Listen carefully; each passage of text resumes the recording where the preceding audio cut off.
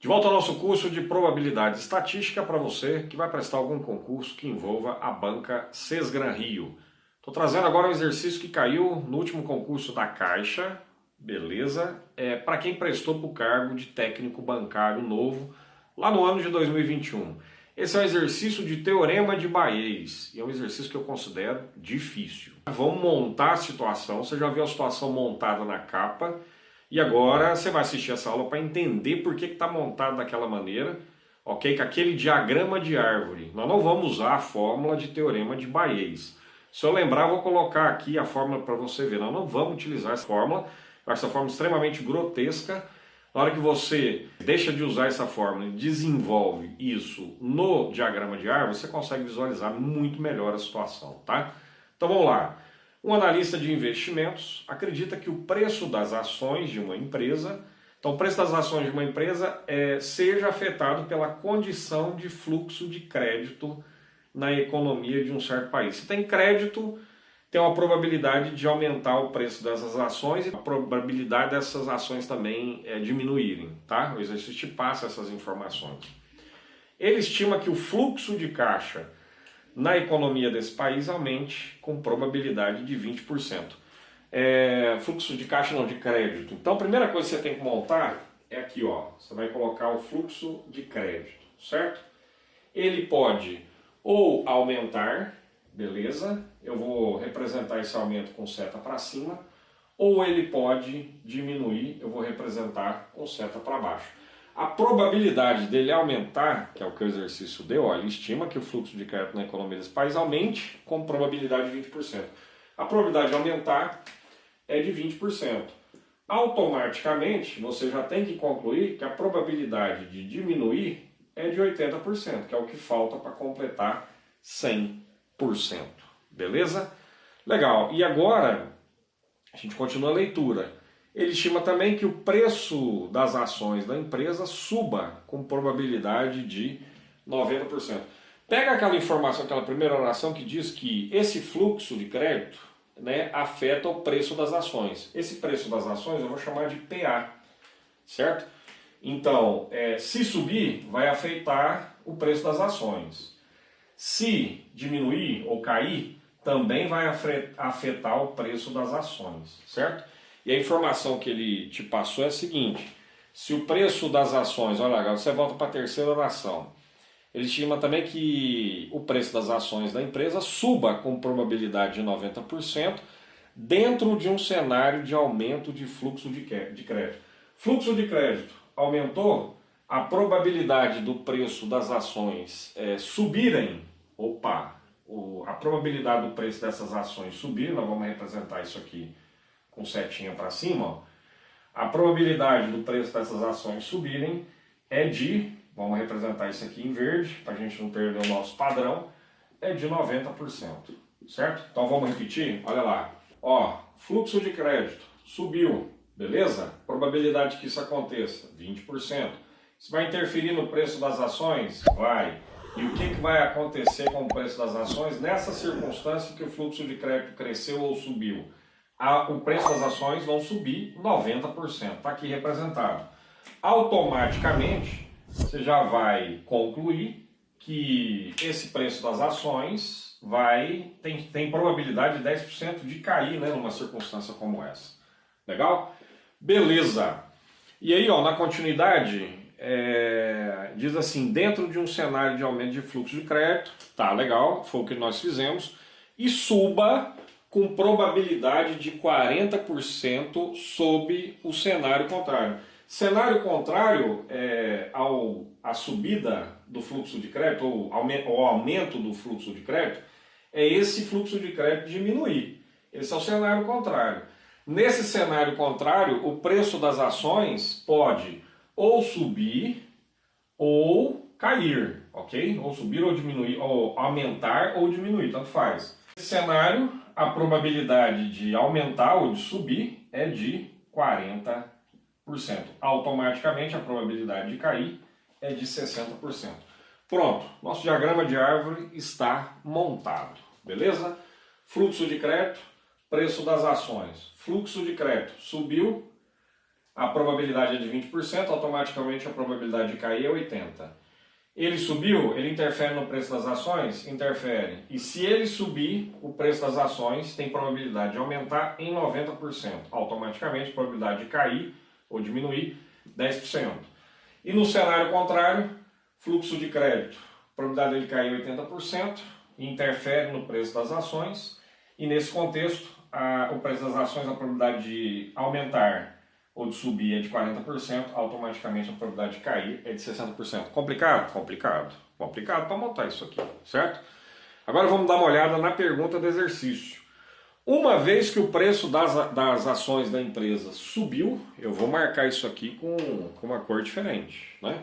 Uma vez que o preço das ações subiu, o preço das ações sobe nesse cenário e sobe nesse cenário que você vê aqui, seta para cima, ó. Seta para cima. Preço das ações subiu, preço das ações subiu. Então, uma vez que o preço das ações da empresa subiu, qual é a probabilidade de que o fluxo de crédito da economia também tenha aumentado? Fluxo de crédito da economia aumenta aqui, certo?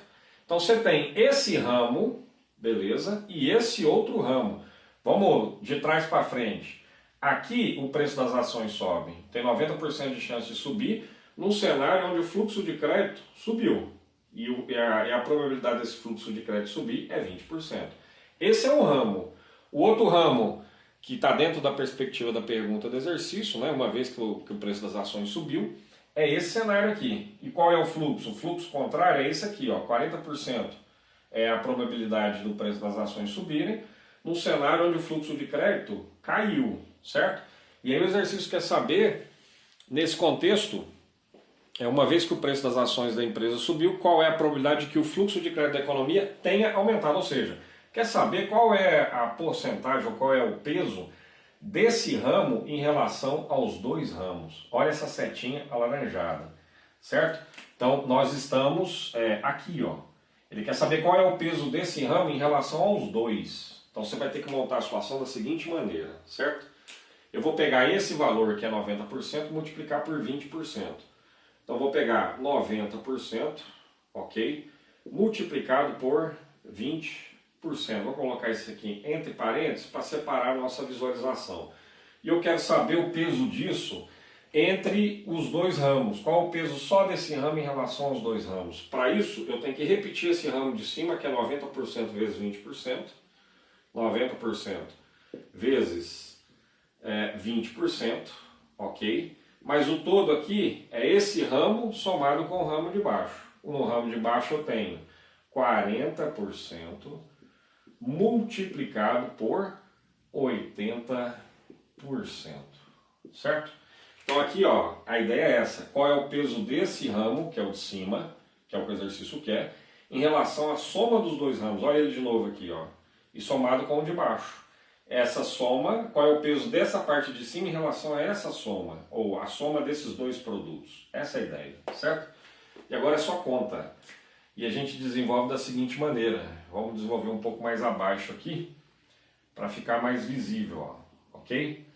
Eu tenho 90%, 20%, ou seja, eu tenho 9 sobre 10 e 20% é 2 sobre 10. Vou colocar tudo em fração, para tentar facilitar a nossa conta. 90% e 20%, a mesma coisa que está lá em cima, ó.